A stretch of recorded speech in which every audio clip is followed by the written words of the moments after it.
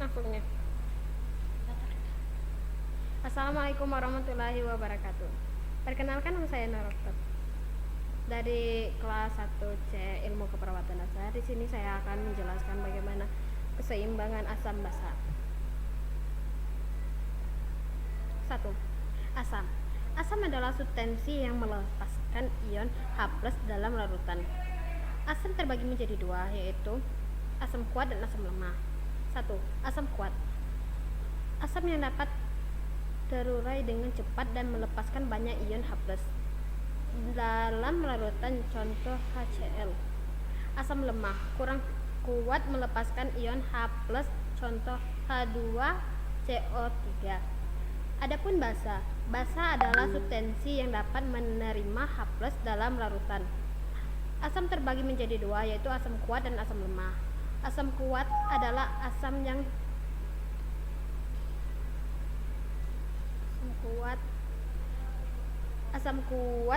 asam yang bereaksi dengan cepat dan kuat dengan ion H+, contoh OH sama dengan H2O.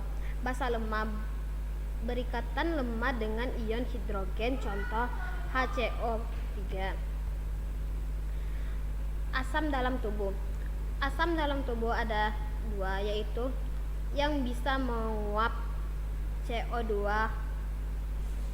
yang tidak bisa menguap asam nukleat DNA, RNA, asam laktat, asam urat, asam keton, asam fosfor, asam sulfur. Adapun keseimbangan asam dan basa, yaitu keseimbangan pengaturan konsentrasi ion hidrogen bebas dalam cairan tubuh.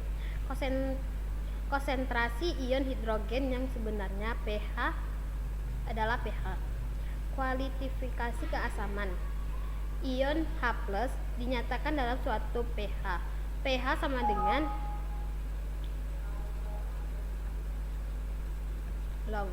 Penyimpanan dari pH normal dapat menyebabkan gangguan fungsi seluler akibat enzim penting, kontraksi otot, dan keseimbangan elektrolit.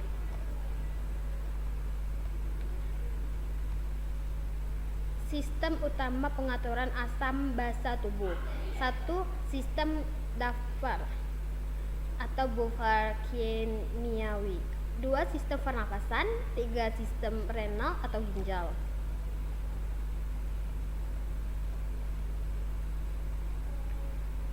Pengaturan sistem pernafasan THD asam basa. 1. Peningkatan konsentrasi CO2 dalam cairan tubuh. Konsentrasi ion H+ menurunkan pH cairan tubuh lebih asam. 2. Penurunan konsentrasi CO2 dalam cairan tubuh. Konsentrasi ion H+ menaikkan pH cairan tubuh lebih basa. Karena H2CO3 dapat dieliminasi dengan ekshalasi CO2 polyener.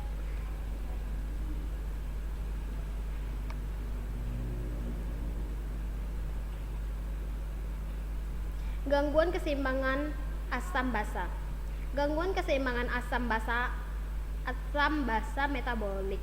Gangguan keseimbangan asam basa akibat perubahan primer pada konsentrasi bikarbonat cairan ekstrasel. Gangguan keseimbangan asam basa respiratorik. Gangguan keseimbangan asam basa akibat perubahan primer pada PCO2.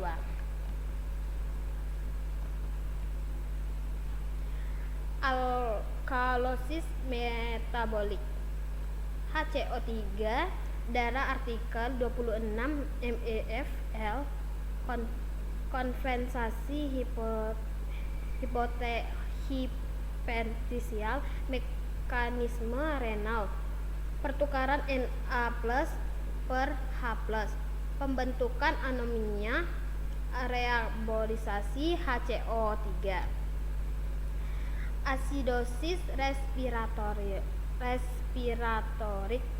PCO2 darah artikel 4 kurang lebih 45 mmHg. pH. Mekanisme kompensasi asam karbonat berlebihan di buffer oleh oleh Hb dan buffer protein.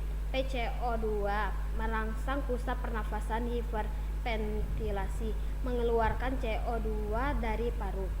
Mekanisme kompensasi renal atau pertukaran Na+ per H+, pembentukan amonia, reabsorpsi HCO3, alkalosis respiratorik, CPO2, darah artikel kurang lebih 35 mmHg. Eliminasi PCO2 berlebihan menurunkan HCO3 sehingga pH naik. Mekanisme kompensasi terutama dilakukan oleh renal. Gangguan keseimbangan asam basa. Metabolik primer HCO3, asidosis HCO3, pH kompensasi HCO3, respiratorik primer HCO3, asidosis HCO3, pH kompensasi, alkalosis HCO3, pH kompensasi HCO3, alkalosis HCO-pH konsentrasi HCO3. Itulah tadi presentasi dari saya. Bila kurang saya mohon maaf, kepada Tuhan saya mohon ampun. Wabillahi taufiq wal hidayah. Wassalamualaikum warahmatullahi wabarakatuh. Seren, udah. Oi, cuman no. Udahnya memijit ESC kan? Udah.